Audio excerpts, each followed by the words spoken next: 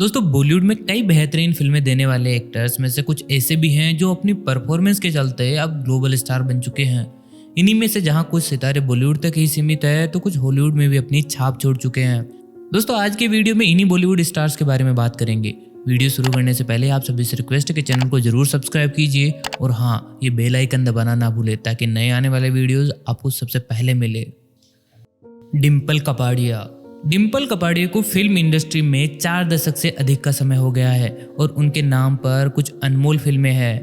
अंग्रेजी मीडियम के बाद डिम्पल कपाड़िया पहली बार अब एक हॉलीवुड फिल्म में दिखाई देंगी।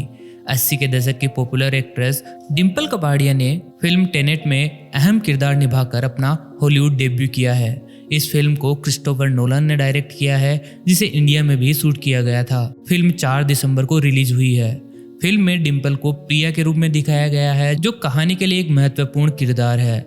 उनका कैरेक्टर एक घातक व्यक्ति के रूप में उभरता जाता है। आखिरकार डिम्पल कपाड़िया ने इस फिल्म में क्या भूमिका निभाई है, इसके लिए आपको पूरी फिल्म देखनी पड़ेगी। वैसे डिम्पल ने क्रिस्टोफर नोलन का ध्यान जरूर आकर्षित किया अपने दमदार अभिनय के दम पर। इरफान खान बॉलीवुड के सबसे मंझे हुए एक्टर में से एक दिवंगत इरफान खान कई बार हॉलीवुड फिल्मों का हिस्सा रह चुके हैं। Life of pi, Jurassic park, New York, I love you, a mighty heart और द अमेजिंग स्पाइडरमैन में नजर आ चुके हैं इरफान खान। वैसे तो इरफान खान की खुद की स्टोरी बड़ी अमेजिंग रही है। जयपुर के टायर व्यवसायी जमींदार खान इस बात को लेकर बड़े चिंतित थे कि उनके बेटे इरफान का मन पढ़ाई में नहीं लग रहा था। सुबह 6:30 बजे स्कूल जाना और दोपहर 4 बजे वापस आना उसे इतना उबाऊ काम लगता था जैसे उसे बहुत बड़ी सजा दी जा रही हो। स्कूल के नाम से उसका चेहरा उतर जाता था। उसने जैसे तैसे 10वीं तक की पढ़ाई तो पूरी कर ली, लेकिन अब जमींदार खान को दूसरी चिंता सताने लगी। उनका बेटा अब स्कूल से छुट्टी होते ही बैट उठाकर चौगान स्टेडियम में पहुंच जाता। अंततः उसका चयन CK नायडू ट्रॉफी के लिए हो गया। कोई और परिवार होता तो इस उपलब्धि से बहुत खुश होता। आखिर इससे क्रिकेट में करियर की राह जो खुल जाती है। क्या पता आगे चलकर भारतीय क्रिकेट टीम में भी उनका चयन हो जाता, लेकिन परिवार ने उन्हें क्रिकेट खेलने की परमिशन ही नहीं दी। इससे युवा इरफान का मन टूट गया। इरफान ने क्रिकेट खेलना छोड़ दिया और ग्रेजुएशन करने में जुट गए और फाइनली उन्हें 1984 में नेशनल स्कूल ऑफ ड्रामा यानी NSD में प्रवेश के लिए स्कॉलरशिप मिल गई। यहीं से उनकी जिंदगी की दिशा बदल गई और भारतीय सिनेमा को मिल गया एक अद्भुत कलाकार। लेकिन दोस्तों बदकिस्मती हमारी ही है। इस सितारे की रोशनी हमारे लिए ज़्यादा दिन के लिए नहीं रह पाई और 2020 वही मनहूस साल था जब वो इस दुनिया को छोड़कर चले गए। लेकिन दोस्तों इरफान की जो सबसे बड़ी बात है वो था उनका सिनेमा के प्रति समर्पण। 2018 में उनकी एक फिल्म रिलीज हुई थी कारवा। उनके को एक्टर थे दुलीकर सलमान को बॉलीवुड में कम ही लोग जानते हैं, लेकिन वो साउथ सिनेमा में एक सुपरस्टार हैं। इरफान खान ने सलमान से कहा था कि अगर साउथ सिनेमा में कोई फिल्म में अच्छा कैरेक्टर है तो वो उसे कर लेंगे, वो भी बिना किसी फीस के। उनकी इच्छा थी कि दुनिया में जितनी भी भाषाओं में फिल्में बनती है वो उनमें काम करना चाहते थे। ओम पुरी बॉलीवुड के दिग्गज अभिनेता ओम पुरी ने हॉलीवुड में भी अपनी बेहतरीन एक्टिंग की छाप छोड़ी है। Actor film my son fanatic, east is east, city of joy, volt, city of the darkness और चार्ली विल्सन्स वॉर जैसी बेहतरीन फिल्मों का हिस्सा रह चुके हैं। आपको बता दें कि बॉलीवुड इंडस्ट्री के दिग्गज अभिनेताओं में शुमार रहे ओम पुरी का बचपन बेहद ही तंगहाली और गरीबी में गुजरा। जब ओम पुरी मात्र 7 वर्ष के थे तो उनके पिता, जो कि रेलवे स्टोर में इंचार्ज थे, उन्हें चोरी के आरोप में जेल भेज दिया गया। इसके बाद रेलवे ने उनके सरकारी क्वार्टर भी परिवार से खाली करवा लिया था। तंगहाली के हालातों में ओम के बड़े भाई वेद ने कुली का काम करना शुरू कर दिया और ओम पुरी को चाय की दुकान पर कप प्लेट साफ करने पड़े। ओम पुरी की मुश्किलें यहीं पर खत्म नहीं हुई। गरीबी से तंग आकर एक दिन ओम पुरी एक पंडित के पास गए, लेकिन मदद करने के बजाय पंडित ने 7 साल के ओम का यौन शोषण कर दिया। नेशनल स्कूल ऑफ ड्रामा के छात्र रहे ओम पुरी ने मराठी फिल्म घासीराम कोतवाल से 1976 में अपने बॉलीवुड करियर की शुरुआत की थी। इसके बाद उन्होंने सदगति, आक्रोश, अर्धसत्य, मिर्च मसाला और धारावी जैसी फिल्मों में यादगार भूमिका निभाई थी। यही नहीं, ओम पुरी ने जाने भी दो यारो, चाची 420, मालामाल वीकली, माचिस, गुप्त, सिंह इज किंग और धूप जैसी कमर्शियल फिल्में भी की थी।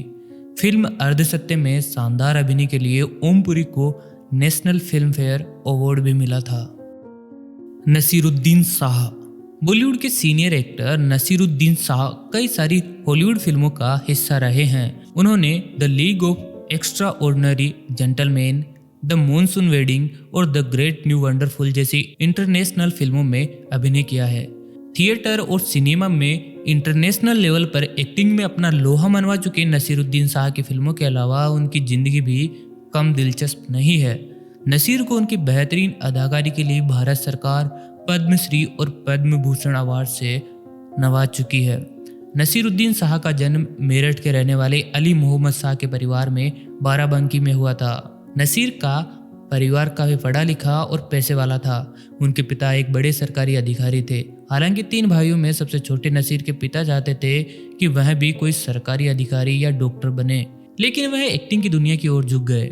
एक्टिंग करने के कारण नसीर के पिता उनसे नाराज भी थे। करीब 200 से ज्यादा फिल्मों में काम कर चुके नसीरुद्दीन शाह अपने पूरे करियर में थिएटर और टीवी से भी जुड़े रहे। अलीगढ़ मुस्लिम यूनिवर्सिटी से ग्रेजुएट होने के बाद नेशनल स्कूल ऑफ ड्रामा के पास आउट हुए नसीरुद्दीन शाह फिल्मों में काम करने की इच्छा के साथ अपने एनएसडी के दोस्त और साथी ओम पुरी के साथ FTII पहुंचे और यहीं से उनके फिल्मी करियर की शुरुआत हुई। ऐश्वर्या राय बच्चन। ऐश्वर्या बॉलीवुड की जानी मानी एक्ट्रेस है। 1994 में उन्होंने मिस वर्ल्ड का खिताब जीता था। उनको लगभग 60 लाख रुपए पुरस्कार के तौर पर मिले थे। मिस वर्ल्ड बनने के बाद से ही वे बॉलीवुड में एक्ट्रेस के तौर पर काम कर रही है। उनकी इनकम के मुख्य स्रोत एक्टिंग, फैशन शो और विज्ञापनों में मॉडलिंग है। शादी के कुछ समय बाद उन्होंने फिल्मों में काम करना कम कर दिया। फोर्ब्स मैगजीन के अनुसार 2013 तक उनकी सालाना आय लगभग 14 करोड़ रुपए थी। वे एक फिल्म के लिए लगभग 6 करोड़ रुपए लेती है। ऐश्वर्या राय का जलवा बॉलीवुड में ही नहीं बल्कि हॉलीवुड में भी बरकरार है। उन्होंने हॉलीवुड में provoked, a true story, bride and prejudice, mistress of spices, pink panther 2, इसके अलावा द लास्ट सीजन नाम की फिल्मों में काम किया हुआ है।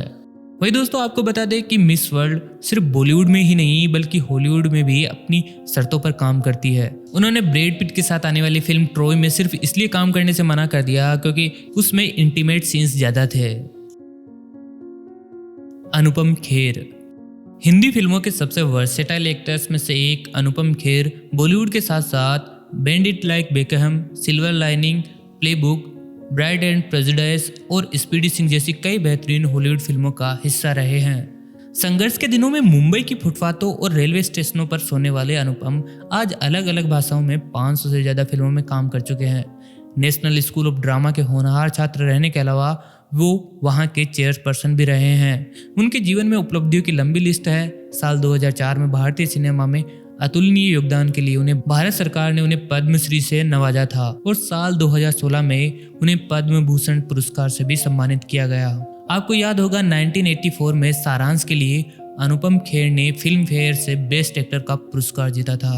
28 साल की उम्र में उन्होंने एक 60 साल के बूढ़े का किरदार निभाया था जो आज भी याद किया जाता है।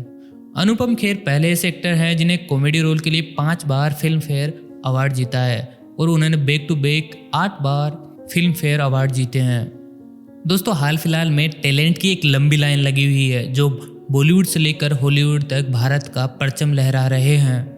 आज की लिस्ट में आपका सबसे फेवरेट एक्टर कौन था और उनकी कौन सी फिल्म आपको सबसे बेहतरीन लगती है, कमेंट करके हमें ज़रूर बताइए। वीडियो कैसा लगा वो भी कमेंट करके हमें ज़रूर बताइए। अगर अच्छा लगा हो तो लाइक और शेयर करना ना भूले। चैनल को जरूर सब्सक्राइब कर लीजिए ताकि नए आने वाले वीडियोज़ आपको सबसे पहले मिले। दोस्तों जल्दी मिलेंगे नई वीडियो के साथ, तब तक के लिए नमस्कार।